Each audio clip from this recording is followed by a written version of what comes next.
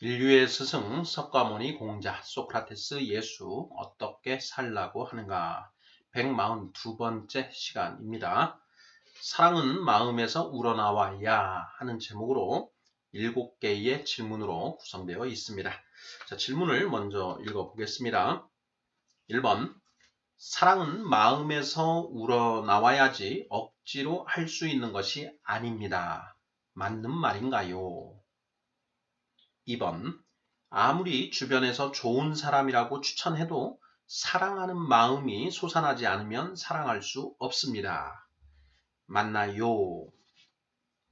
3번 반면 아무리 주변에서 아니라고 해도 사랑하는 마음이 솟아나면 사랑하지 않을 수 없습니다. 맞나요? 4번 사람의 마음으로 하는 사랑이든 하늘의 마음으로 하는 사랑이든 마음에서 우러나지 않으면 결코 사랑할 수 없습니다. 정말 그런가요? 5번 하늘의 마음을 가진 사람은 이 세상에 젖어 살아가는 사람들이 불쌍하게 보인다는 것입니다. 자, 이 세상 사람들이 불쌍하게 보이는 이유가 무엇일까요? 6번 석가모니가 이 세상 사람들을 불쌍하게 여기는 이유는 무엇인가요? 7번 공자 소크라테스 예수도 마찬가지입니다. 그 이유가 무엇인가요? 자, 이렇게 해서 모두 7개의 질문입니다. 자, 제목이 사랑은 마음에서 우러나와야 이렇게 되어 있습니다. 자, 사랑은 마음에서 우러나와야 할 수 있는 것인가? 아니면 마음에서 우러나지 않더라도 우리가 사랑이라고 하는 것을 할 수 있는 것인가 하는 점에 대해서 한번 살펴보고자 합니다. 자, 1번부터 답을 찾아보도록 하겠습니다. 자, 1번 사랑은 마음에서 우러나와야지 억지로 할 수 있는 것이 아닙니다. 맞는 말인가요? 틀린 말인가요? 자, 사랑은 마음에서 우러나와야지 억지로 할 수 있는 것이 아니다. 네, 뭐 어려운 문제가 아닙니다. 예, 맞는 이야기이지요. 자, 마음에서 우러나지 않음에도 불구하고 억지로 사랑하는 척하는 것, 이것을 이제 우리가 위선이다 이렇게 이야기를 하지요. 사실 우리가 하는 말 중에 효도는 흉내만 내도 좋은 것이다 이런 말이 있습니다. 자, 마찬가지로 이 사랑이라는 것도 뭐 비록 마음에서 우러나지는 않지만 흉내만이라도 내면 뭐 좋은 것 아니냐 이렇게도 이제 우리가 얘기를 할 수가 있고 그 말은 꼭 뭐 틀린 말은 아닌 것 같습니다. 네. 자, 하지만 우리 스승님들은 그러한 이제 위선을 좋게 생각하지 않지요. 자, 예수님은 이런 말씀을 하셨습니다. 자, 마태복음 6장 1절부터 4절인데요. 읽어보겠습니다. 사람에게 보이려고 그들 앞에서 너희 의를 행하지 않도록 주의하라. 그리하지 아니하면 하늘에 계신 너희 아버지께 상을 받지 못하느니라. 그러므로 구제할 때에 외식하는 자가 사람에게서 영광을 받으려고 회당과 거리에서 하는 것 같이 너희 앞에 나팔을 불지 말라. 진실로 너희에게 이르노니 그들은 자기 상을 이미 받았느니라. 너는 구제할 때에 오른손이 하는 것을 왼손이 모르게 하여 내 구제함을 은밀하게 하라. 은밀한 중에 보시는 너의 아버지께서 갚으시리라. 네, 이렇게 말씀하고 계십니다. 위선을 책망하는 그런 말씀이지요. 사람들에게 잘 보이려고 또는 사람들로부터 이 칭찬을 받으려고 구제를 하는 경우, 자, 이런 경우 하나님, 하늘 아버지께 상을 받지 못한다 이렇게 말씀하고 계십니다. 그러면서 자, 너는 구제할 때에 오른손이 하는 것을 왼손이 모르게 하여 너의 구제함을 은밀하게 하라 이렇게 말씀하고 계시죠. 이제 조금 있으면 이제 크리스마스가 다가오고 이제 연말입니다. 자, 연말에 이제 이 추위와 가난으로 인해서 힘들게 고생하시는 분들이 있는데, 자, 그러한 분들을 위해서 이제 그 성금을 이렇게 이제 그 기탁하시는 그런 분들이 있습니다. 자, 그런 분들 중에, 기탁하시는 분들 중에 이제 자기 이름을 드러내기 위해서 이름을 대문짝하게 이렇게 자기를 내세우면서 그렇게 기부 행위를 하시는 분이 있는가 하면, 얼굴 없는 천사라고 해서 전혀 익명으로 본인의 존재를 드러내지 않은 채 아무도 모르게 그러한 어떤 성금을 기부하시는 분들이 있습니다. 이제 바로 그분들이 바로 이 예수님이 말씀하신, 자, 너는 구제할 때에 오른손이 하는 것을 왼손이 모르게 하라. 너의 구제함을 은밀하게 하라. 라고 하는 그러한 어떤 그 가르침에 부응하는 그런 분들이라고 할 수 있겠지요. 사실 이제 어떤 자선 행사라든가 어떤 기부 이러한 것들은 이제 이 세상에서 꼭 필요한 어떤 그런 부분들이고, 긍정적인 어떤 효과를 내는 그런 부분들이 많습니다. 자, 그런데 그러한 어떤 자선 내지는 기부를 통해서 자기를 드러내려고 하는 이런 경우들이 매우 많이 있지요. 자, 바로 그러한 것들을 이제 책망하시는 이제 예수님의 말씀이지요. 자, 1번 문제. 사랑은 마음에서 우러나와야지 억지로 할 수 있는 것은 아니다. 맞는 말인가? 틀린 말인가? 맞는 말이죠. 자, 2번 문제 보겠습니다. 자, 아무리 주변에서 좋은 사람이라고 추천해도 사랑하는 마음이 솟아나지 않으면 사랑할 수 없습니다. 맞나요? 틀리나요? 하는 질문이고요. 자, 3번입니다. 반면 아무리 주변에서 아니라고 해도 사랑하는 마음이 솟아나면 사랑하지 않을 수 없습니다. 자, 맞는 말인가요? 틀린 말인가요? 자, 2번, 3번은 이제 우리가 어떤 연인 간의 사랑을 한번 예로 들어봤습니다. 자, 이러한 사랑은 사람의 사랑인가요? 하늘의 사랑인가요? 사람의 사랑이지요. 연인 간의 사랑은 사람의 사랑이다. 사람의 사랑은 예뻐서 하는 사랑이다 라고 했습니다. 바로 전형적인 경우가 바로 이 연인 간의 사랑인데요. 자, 주변에서 정말 괜찮은 사람이다 라고 해서 이렇게 자꾸 추천을 합니다. 자, 그래서 만나보고 했는데 정말 뭐 흠잡을 데 없음에도 불구하고 내 안에서 어떤 그 사랑하는 마음, 뭐 애틋한 마음, 이런 마음들이 우러나지 않으면 아무리 조건이 좋고 어떤 그런 그 보기에 정말 미인이든 미남이든 이렇더라도 내 마음에서 어떤 애틋한 마음이 일어나지 않으면 사랑할 수 없다라는 것이죠. 자, 반대로, 자, 아무리 주변에서 아니라고 이렇게 뜯어 말려도 이 마음 안에서 자꾸 좋은 마음이, 좋아하는 마음이 우러나고 자꾸 생각이 나고 그러면 사랑하지 않을 수 없다라는 것이죠. 자, 결국, 자, 이러한 그 연인 간의 그런 사랑에서도 우리가 알 수 있는 것처럼 이 사랑은 머리로 하는 것이 아니고 마음에서 우러나야 진실된 사랑을 할 수가 있다라는 어떤 그런 것이지요. 자, 물론 조건, 사람은 마음에 안 드는데 그 사람이 가지고 있는 어떤 배경이나 어떤 그 부 등의 이런 조건들이 좋아서 뭐 결혼하고 교제하는 경우도 있습니다. 그런데 그러한 어떤 경우는 그 조건을 사랑하는 것이지 상대방을 사랑하는 것은 이제 아니다라는 것이죠. 뭐 이 정도는 우리가 이미 알고 있는 내용인 것 같습니다. 자, 4번 보겠습니다. 사람의 마음으로 하는 사랑이든 하늘의 마음으로 하는 사랑이든 마음에서 우러나지 않으면 결코 사랑할 수 없습니다. 정말 그런가요? 네, 정답은 무엇인가요? 그렇지요. 자, 사람의 마음으로 하는 사랑, 예뻐서 하는 사랑, 자, 하늘의 마음으로 하는 사랑, 불쌍해서 하는 사랑인데요. 자, 하늘의 사랑이든 사람의 사랑이든 마음에서 우러나지 않으면 결코 사랑할 수 없다라는 건 맞는 말인 것이죠. 자, 5번 보겠습니다. 하늘의 마음을 가진 사람은 이 세상에 젖어 살아가는 사람들이 불쌍하게 보인다는 것입니다. 자, 이 세상 사람들이 불쌍하게 보이는 이유가 무엇일까요? 하는 질문입니다. 6번, 7번 문제도 같이 이어지는데요. 자, 6번. 석가모니가 이 세상 사람들을 불쌍하게 여기는 이유는 무엇인가요? 7번. 공자 소크라테스 예수도 마찬가지입니다. 그 이유가 무엇인가요? 이렇게 되어 있습니다. 사실 5번, 6번, 7번은 뭐 한꺼번에 답을 해도 전혀 문제가 없을 것 같은데요.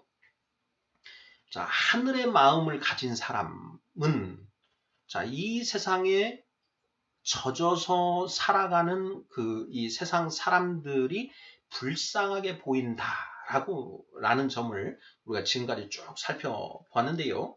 자, 이 세상 사람들이 불쌍하게 보이는 이유가 무엇일까 하는 그런 질문입니다.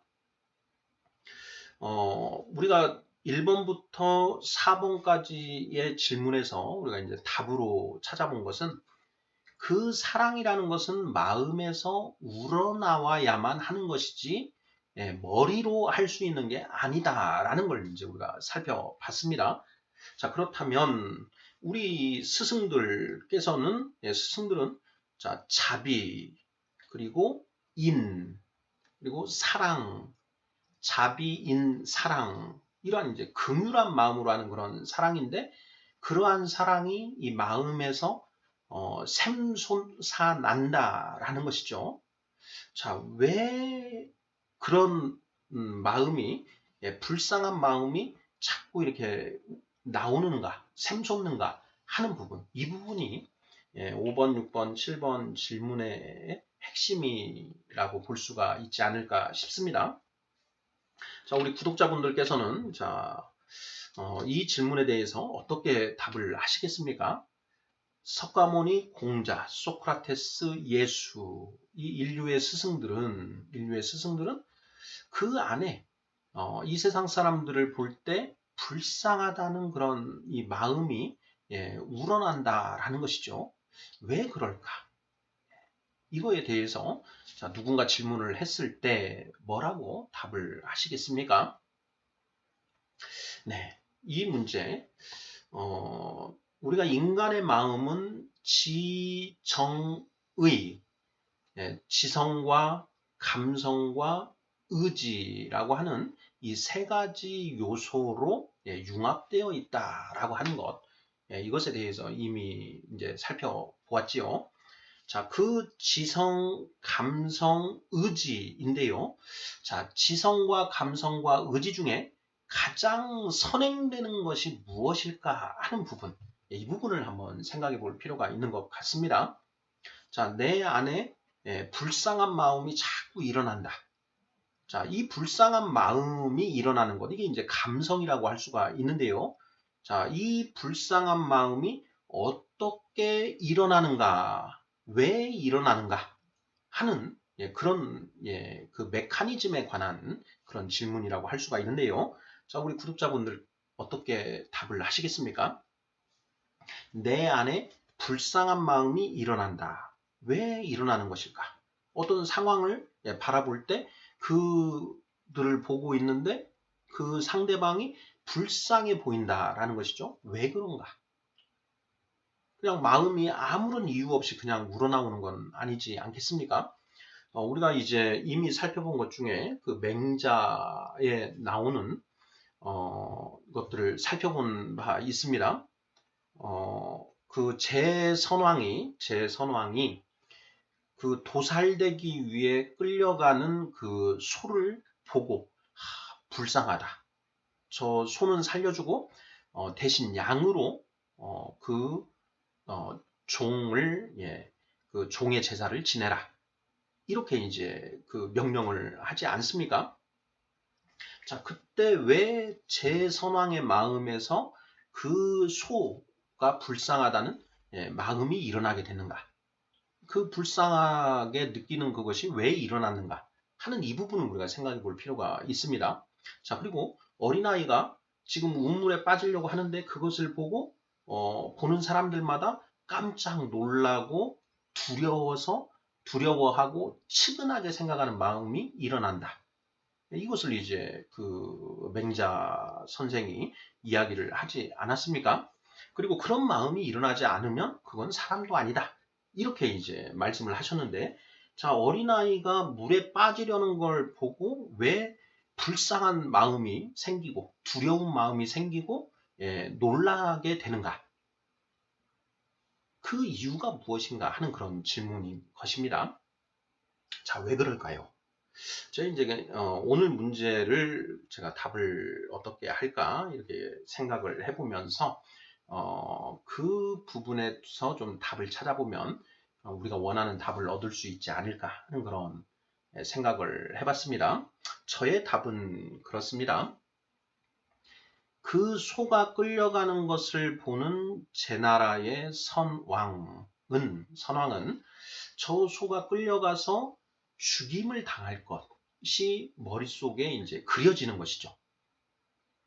그리고 아이가 우물에 빠지려고 하는 것을 보는 사람들의 마음에는 저 아이가 거기에 빠져서 자칫 잘못하면 죽을 수 있다라는 것을 이제 생각하게 된다라는 것이죠. 자, 그러한 것을 어떻게 알 수 있느냐? 경험적으로 알 수 있는 것이죠. 우리 이제 그 경험을 통한 어떤 그 지식을 통해서 앞으로 그 소가 당할 일, 그 아이가 당할 일이 어떤 것인지를 알고 있다라는 것이죠. 자, 그러다 보니 그 소가 불쌍하게 보이고 죽게 될 그 죽음을 맞이할 그 소가 불쌍하게 보이고 그 물에 빠져서 이 발버둥 치다가 죽어갈 그 아이의 모습이 그려지면서 그러면 안 되는데 하는 그런 불쌍한 마음이 일어난다라는 것입니다. 자, 그렇다면 이제 우리가 이 스승들은 왜 이 마음에서 이 세상 사람들을 볼 때 불쌍한 마음이 일어나게 되는 것인가 하는 그 메커니즘을 우리가 조금은 설명할 수 있지 않을까 싶습니다. 자, 어떻게 설명하면 될까요? 네, 제 생각은 그렇습니다. 자, 스승들은 이 세상 사람들이 처해 있는 그 상황을 다 꿰고 있다라는 것이죠.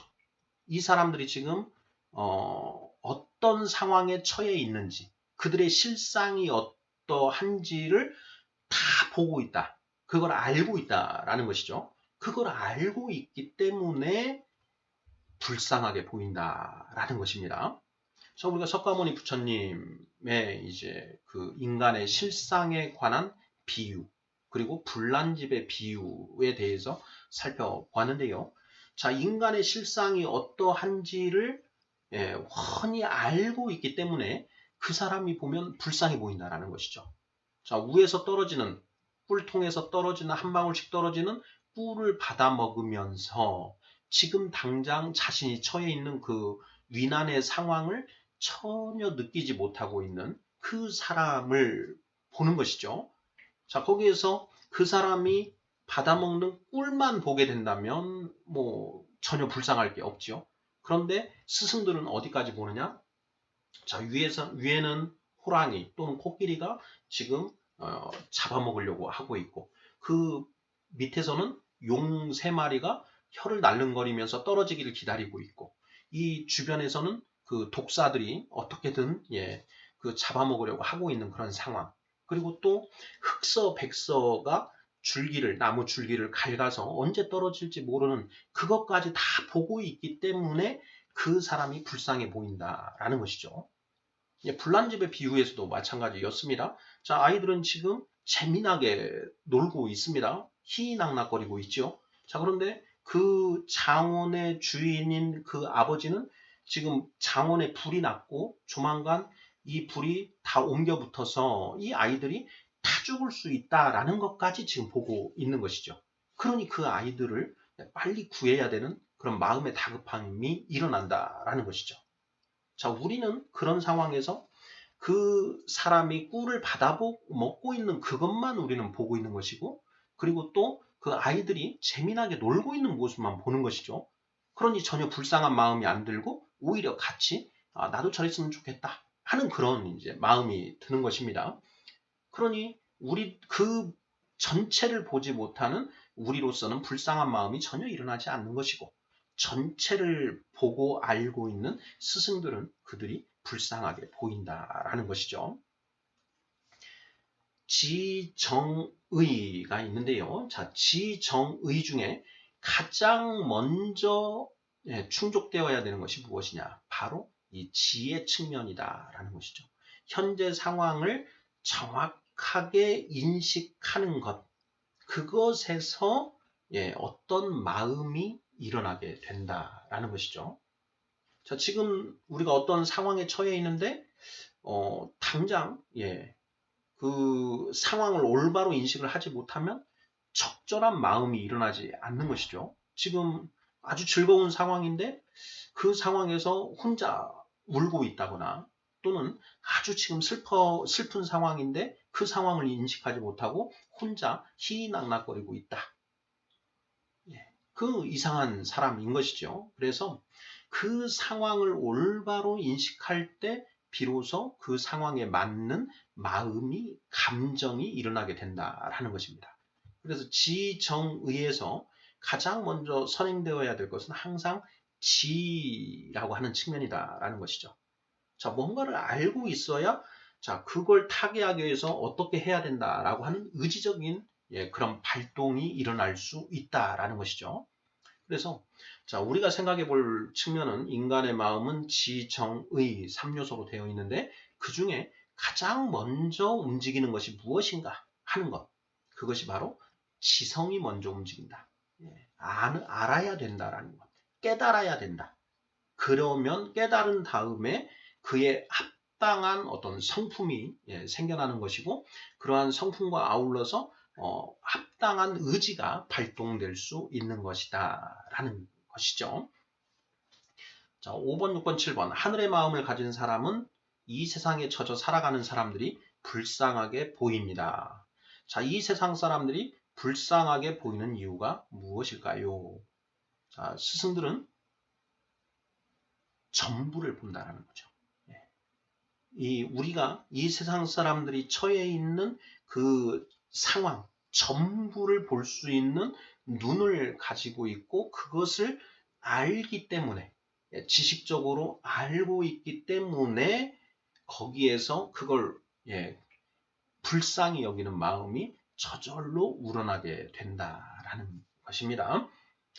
네, 인류의 스승 석가모니 공자 소크라테스 예수 어떻게 살라고 하는가 142번째 시간 사랑은 마음에서 우러나와야 한다 라는 제목으로 살펴보았습니다. 감사합니다.